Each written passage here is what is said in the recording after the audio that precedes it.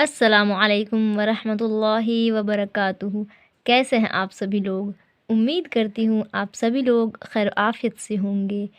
میں اللہ پاک سے دعا کرتی ہوں کہ اللہ پاک آپ سبھی کو اپنے حفظ و امان میں رکھے اور اللہ پاک آپ سبھی کو اچھی صحت کے ساتھ شاد و آباد رکھے، آمین۔ آج کی کلاس میں آپ لوگ کو واحد اور جمع پڑھاؤں گی، تو چلیے شروع کرتے ہیں۔ بسم اللہ الرحمن الرحیم۔ یہاں لکھا ہوا ہے واحد، جس کو انگلش میں سنگولر بولتے ہیں اور ہندی میں بولتے ہیں ایک وچن، اور یہاں لکھا ہوا ہے جمع، جس کو انگلش میں پلورل بولتے ہیں اور ہندی میں بہو وچن بولتے ہیں۔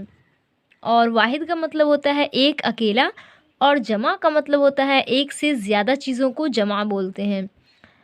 تو یہاں دیکھیے نمبر 1 میں لکھا ہوا ہے قول، اور اس لفظ کا جو جمع بنے گا تو وہ ہو جائے گا اقوال۔ نمبر 2 میں ہے وجہ، اور اس لفظ کا جو جمع بنائیں گے تو وہ ہو جائے گا وضوحات۔ نمبر 3 میں ہے حد، اور اس کی جمع ہوگی حدود۔ نمبر 4 میں ہے ملک، اور اس کی جمع جو ہوگی وہ ہوگی ممالک۔ ملک کا مطلب ہوتا ہے ایک ملک، اور ممالک کا مطلب ہو گیا کہ ایک سے زیادہ ملک، ٹھیک ہے، یعنی ایک سے زیادہ کنٹری۔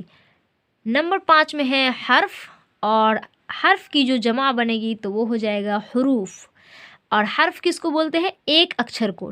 مان لیجیے اگر ہم شین بولیں گے تو وہ ایک حرف ہو گیا، میم بولیں گے تو وہ ایک حرف ہو گیا، اور ایک سے زیادہ حرف ہوں گے تو اسی کو حروف بولتے ہیں۔ نمبر 6 میں لکھا ہوا ہے لفظ، اور اس کی جو جمع بنائیں گے تو وہ ہو جائے گا الفاظ۔ نمبر 7 میں لکھا ہوا ہے ملک، اور اس کی جو جمع بنائیں گے تو وہ ہو جائے گا تو ملائک۔ ملک کس کو بولتے ہیں؟ تو ملک بولتے ہیں فرشتے کو۔ یہاں دیکھیے نمبر 8 میں لکھا ہوا ہے شاعر، شعراء، تو شاعر لفظ کا جو ہم لوگ جمع بنائیں گے تو وہ ہو جائے گا شعراء۔ نمبر 9 میں ہے صنف، اور صنف کی جو جمع بنائیں گے تو وہ ہو جائے گا اصناف۔